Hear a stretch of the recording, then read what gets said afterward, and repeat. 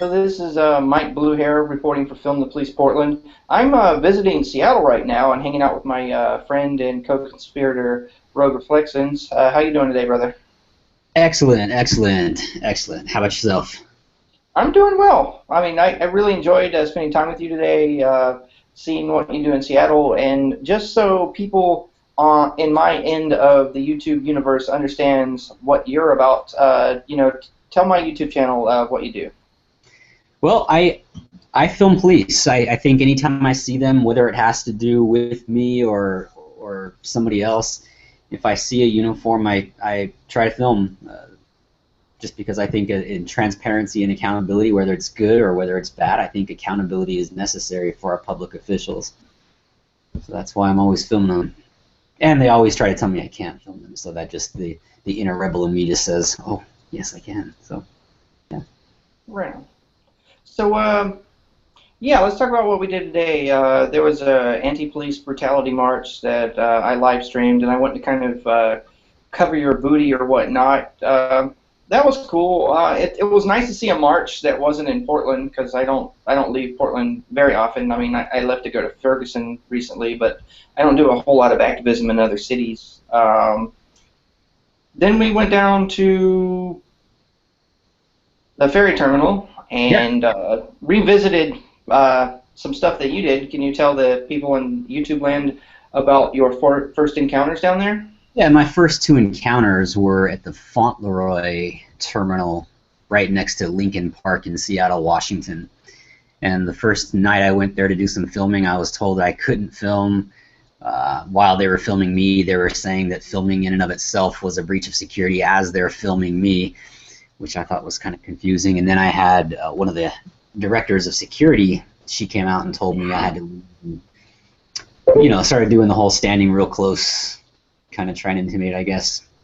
Anyways, so I got my footage for that day, and I went back the next day to see if anything had changed, and I was assaulted by various others who, on video, assaulted me and tried to deny that he did it. He said he touched my phone instead, which, okay, so then he'd be admitting to, robbery by snatching, like that's better. But so we went back today, and you did more of an aggressive First Amendment audit.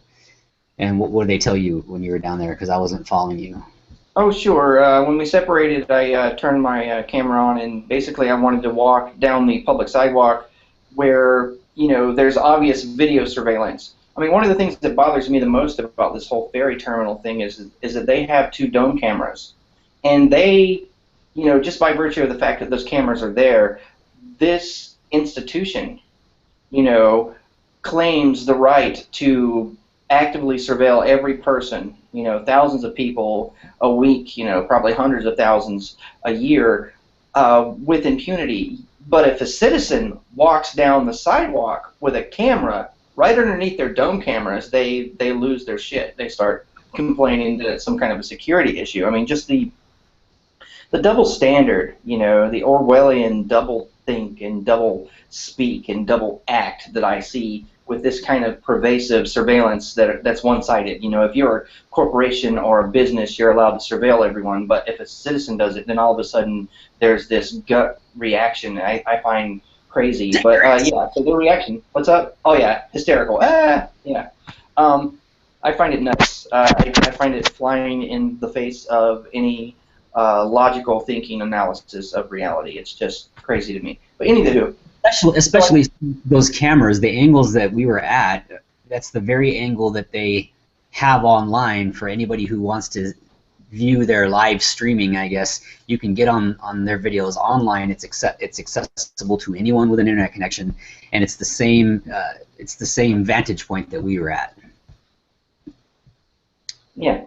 So to get back to what I was doing, I was walking down the sidewalk, and you have to go down the sidewalk to the left of the little road that the cars go down to wait their turn to get on the ferry and buy a ticket from the little office there. So I walked down to the end of that and did some nice shots of the water, and the waterfront was great looking. I love some of the scenery you have and the nature you have in Seattle. I mean, you think Seattle, big city, but if you just drive right out to the edge, you see all this beautiful beach, all this beautiful skyline. So that was really cool. I Yeah. got some decent shots of that, and then I turned around and came back, and I kind of just got parallel with the guys. They look like Flow with the name your price tool. You know, they're scanning. This is their top secret activity that they don't want us to know anything about their procedures. They're basically scanning with a grocery checker laser device people's sticker on their car, and then they're waving them through to drive onto the ferry. But so I observed that for a few seconds, and they kind of aggressively tell me, "Oh, hey, can you stop filming?" And I just don't answer because I'm not a dog. I mean, the way they said it, the tone of voice was the same way you'd shoot a dog if it's at your campsite. And they're like, "Oh, we're going to call the manager and walk off." So I figured, we'd have a decent opportunity to describe to the managers what a microtyrant is. And me personally, I'm feeling at a loss because I would have loved to have broken that down for them and given them a little bit of education. That would have been fun. But I think overall you've got them trained pretty well, Rogue. I mean, your first encounters, and the whole FOIA request for the footage, and the massive call flood they've gotten from the people at PNAC, photography is not a crime and whatnot. Can you tell my people on YouTube about that? Yeah, basically, there's a core group of PNAC supporters, photography is not a crime supporters and members, correspondents who do news for them. And there's a core group that whenever a video surfaces, this group will then start call flooding. They'll call whatever department. In this case, it was the Washington State Ferry System. And they'll do Freedom of Information requests for any and all surveillance footage, any and all pictures, radio traffic. And what it does when you start calling, let's say 100 times, in the span of a few hours, and you're demanding some accountability, you're letting these people know that other people know it's no longer going to be swept under the under the rug. It's not going to be something that stays in the dark any longer. That people now have the ability to stream their stories out for thousands to hundreds of thousands to potentially millions of people in a very short time, and that's what we're doing, and that's what PNAC does. Once we get stories, we then also follow up with the departments. So we just let them know that we're watching. Yeah, I mean, I think it's very important that video surveillance technology is so ubiquitous nowadays. It's so pervasive.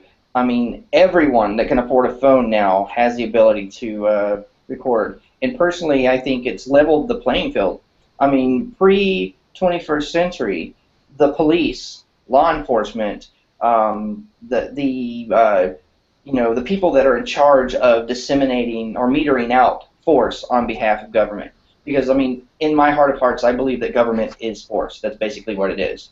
I mean, we the people, supposedly, according to some social contract, in quotes, we supposedly elect these people in the office to meter out force on our behalf. Because I don't believe people pay taxes because, they feel like it. I don't think they pay taxes because they want to. I think they pay taxes because they are fearful of people with 3 letters written on their, tactical vest will show up at their house and steal all their stuff.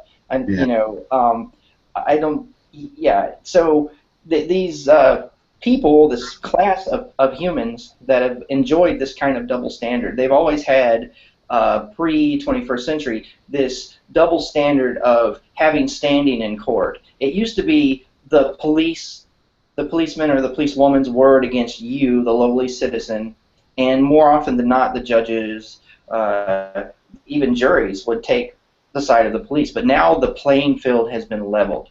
Now everyone can be a journalist. I mean, sure, the internet's biased. I am a police accountability activist, so I'm about looking for the bad apples and making sure that there's something done about it in the court of public opinion. But the glorious thing about the internet, my friend, and viewers, is that you can pick your bias. If you want police accountability, you can do that. I mean, if you want to watch videos about kittens walking on piano keys, you can do that. But like, if something really bad happens to a regular citizen, they now can just pull out their camera, film it, and the activists out on the interweb will take it from there, like PNAC. And those people are amazing. I am so happy, and it gives me a sense of peace as a police accountability activist to know that there's people out there like PNAC that will magnify your voice if you need help. I mean, words can't express how much I really appreciate these people. Yeah, me too. I mean, they're the ones. Photography is not a crime. Carlos Miller and the works of like Jeff Gray. These are the videos that I remember watching. The work that I was following before I started doing any kind of cop watching or filming of the police. It's largely their work that inspired me and kind of gave me the courage to pick up a camera and start doing it myself. Good group. Sure. So I have a question that's kind of burning in my mind, but what I know the answer to this, but I want my audience to. What brought you into cop watching? What brought you into open carry? What brought you into this world of these people who people like us that are willing to give up our freedom, our health. We're putting ourselves out there and basically saying, you can arrest us, you can hurt us. We're going to bring a camera to a gunfight. What turned you into this kind of a person? 9/11. After 9/11, it became hell for the public photographer. If you're out taking pictures, it used to be, pre 9/11. If you're out taking a picture of a bridge, a sunset behind a bridge, okay, that's what you're doing. But now you're surveilling critical infrastructures. If you're taking a picture of a building because the windows are arranged a certain way and it makes a really funky looking Space Needle image, so you're taking pictures of that. Now you're planning to bomb the building. And I got frustrated that every time I went out to just shoot some pictures, I just wanted to take some pictures and be left alone.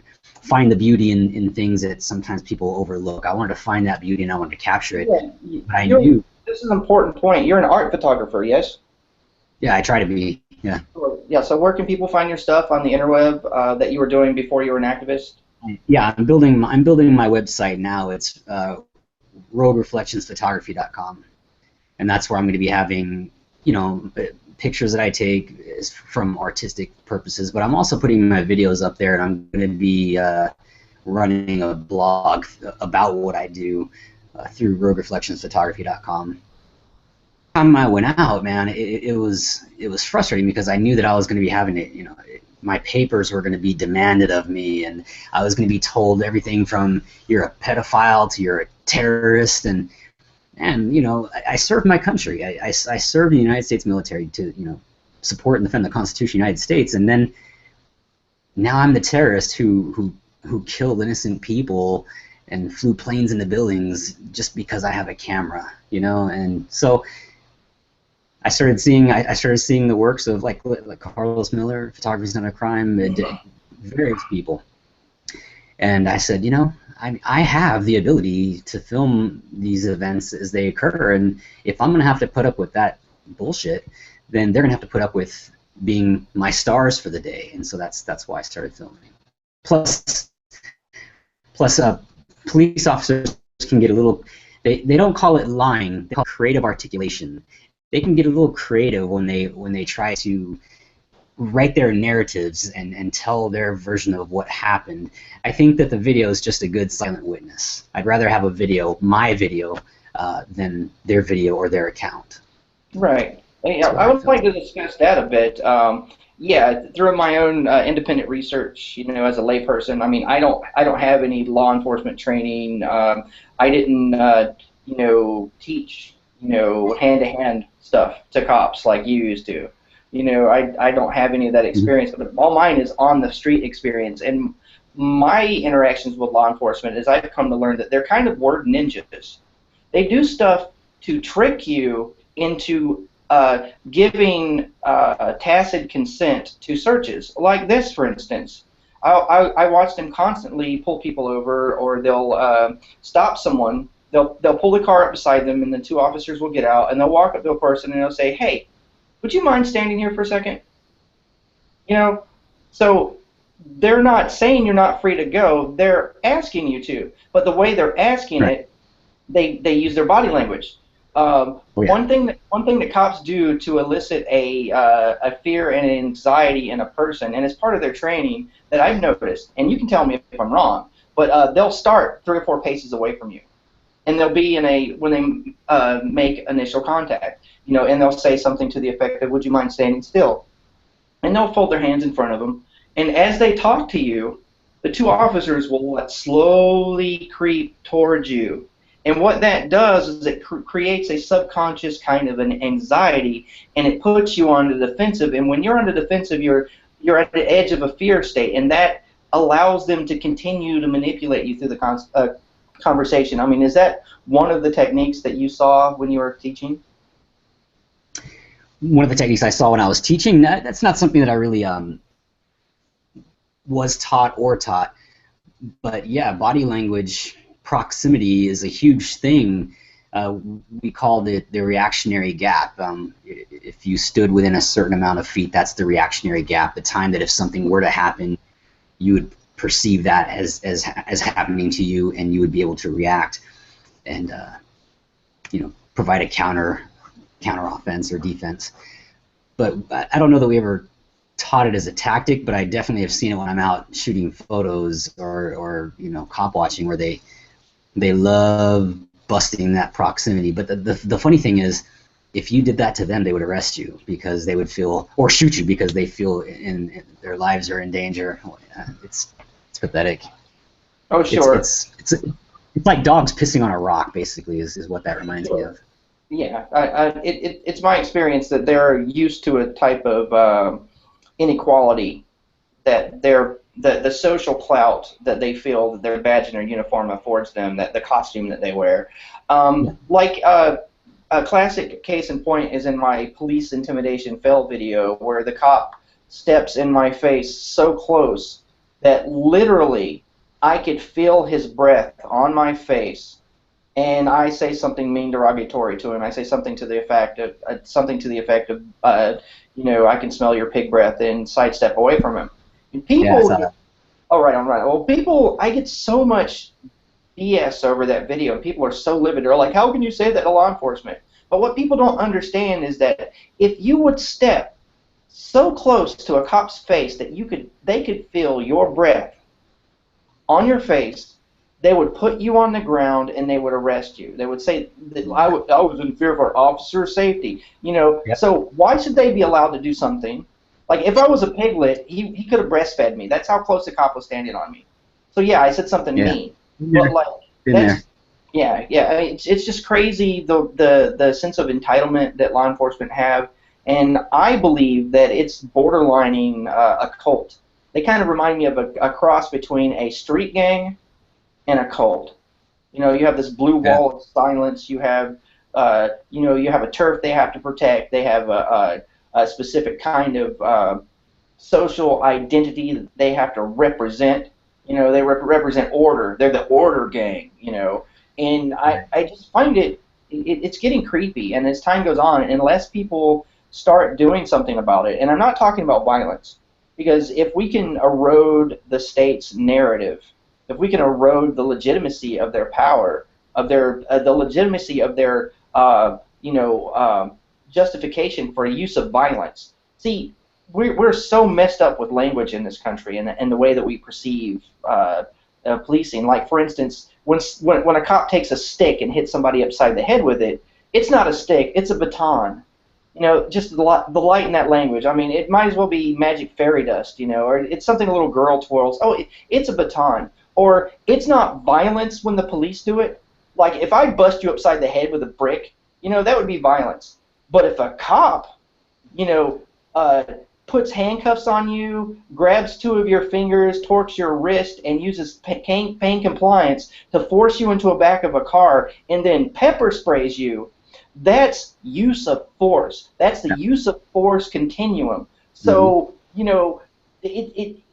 yeah, we need to start understanding language and how it affects us, and I think that we need to start demanding our media to stop using these Orwellian terms, because it's part of the problem. Yeah, yeah, I think that's a good point.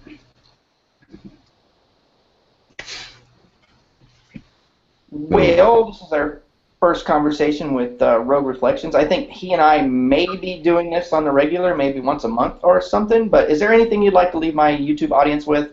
Like, tell them where you can be found. Tell them how to see your stuff online. Tell them about your live leaks. Yeah, I'm on YouTube, and I'm on Live Leak under the same name, Rogue Reflections. I'm going to be putting my blog through roguereflectionsphotography.com, along with my photos that I take. A lot of people don't think that I take pictures. They think that I'm not just messing with cops and trying to elicit a response, but I do take pictures. I try to take good shots. I take things that I like to see. So yeah, Rogue Reflections. Pretty much Google that, you'll find me.